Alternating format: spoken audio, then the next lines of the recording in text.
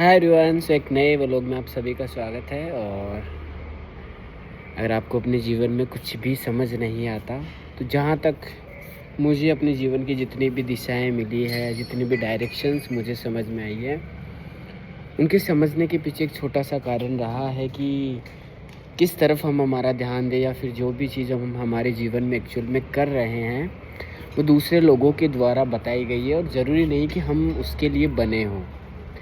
It's really hard to identify कि हम किस चीज़ के लिए बने हैं। तो जहाँ तक मुझे एक चीज़ समझ में आती है कि जितनी भी चीज़ें जो निकल के जाने वाली है, आपकी मानसिकता से निकल के जाने वाली है, और आपके शारीरिक श्रम के द्वारा वो सभी चीज़ें जाने वाली है।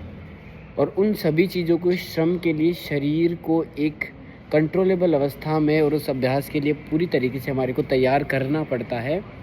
तो इसके लिए आप अगर कुछ समझ नहीं आ रहा तो एक चीज़ करना प्रारंभ कर दीजिए कि आप एक अच्छे से जूतों की जोड़ी खरीदिए, उनको वियर कीजिए, और सुबह सुबह रोज़ाना जब कोई नहीं बाहर निकलता उस वक्त बाहर निकलिए, दौड़ना प्रारंभ कीजिए, भागना प्रारंभ कीजिए। और जब आपकी बॉडी से अलग अलग प्रकार के न्यूरोकेमिकल्स उस दौरान रिलीज़ होंगे, और आपने ये प्रयास या अभ्यास रेगुलरता के साथ में अगर मैनेज कर लिया तो आपकी बॉडी ऐसे न्यूरोकेमिकल्स को निकालने लगेगी जिसके द्वारा आपको अच्छा महसूस होने लगेगा।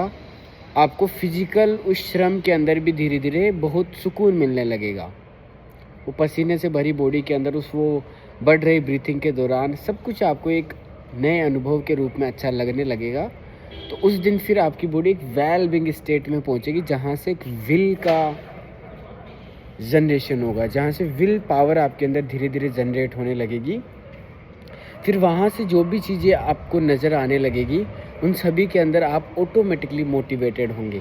फिर आप स्वयं के लिए ये नहीं सोचोगे कि इस चीज़ में मेरा इंटरेस्ट है कि नहीं है, इस चीज़ को मैं कर पाऊँगा या नहीं कर पाऊँगा। क्योंकि अगर आप जिस भी फील्ड से है, जिस भी जगह से आप है, और जिस भी क्षेत्र में अभी आप काम कर रहे हैं, उसमें जब आप गए होंगे तो वहाँ सब कुछ नया लगा होगा। वहाँ पहले दिन आपका बहुत अजीब गया होगा, लेकिन व्हाट हैपन 30 दिनों के बाद, 50 दिनों के बाद, 100 दिनों के बाद, 200 दिनों के बाद, 1 साल के बाद, 1.5 साल के बाद, 2 साल के बाद सारी परिस्थितियाँ बदल गई थी। वो पहले दिन जैसी नहीं थी।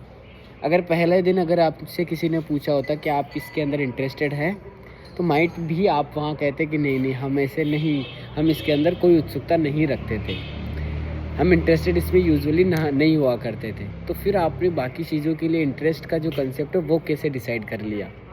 जब तक आप एक्सपोजर नहीं करेंगे तब तक आप इंटरेस्ट वाला मुद्दा रख ही नहीं सकते।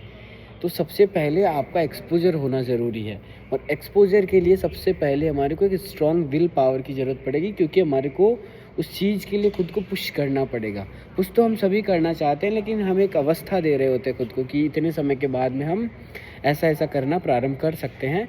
तो उस अवस्था को देना धीरे धीरे बंद कीजिए, और ख़ुद को उस चीज़ के अंदर प्रोसेस्ड करवाने की तरफ ध्यान दीजिए। तो इसी वजह से कुछ नहीं करना, आपको शू पहनने अपने, सुबह शाम जब भी आपको मौका मिले आप दौड़ने के लिए निकल जाइए। 1 घंटा घर से बाहर रहिए, फिजिकल अभ्यास कीजिए, फिर घर पे लौटिए और अपने दिनचर्या को बढ़ाइए। कुछ महीनों बाद ऑटोमेटिकली आपके अंदर से ऐसी ऊर्जा का स्पंदन होगा जो आपके मस्तिष्क में क्रिएटिविटी को पैदा कर देगी। फिर हर एक चीज़ में आपको डोपामिन अच्छे से रिलीज़ होगा, उसके द्वारा आपको महसूस होगा कि ये चीज़ तो मैं कर सकता हूँ, इस चीज़ को तो मैं आसानी से अटेंड किया जा सकता है।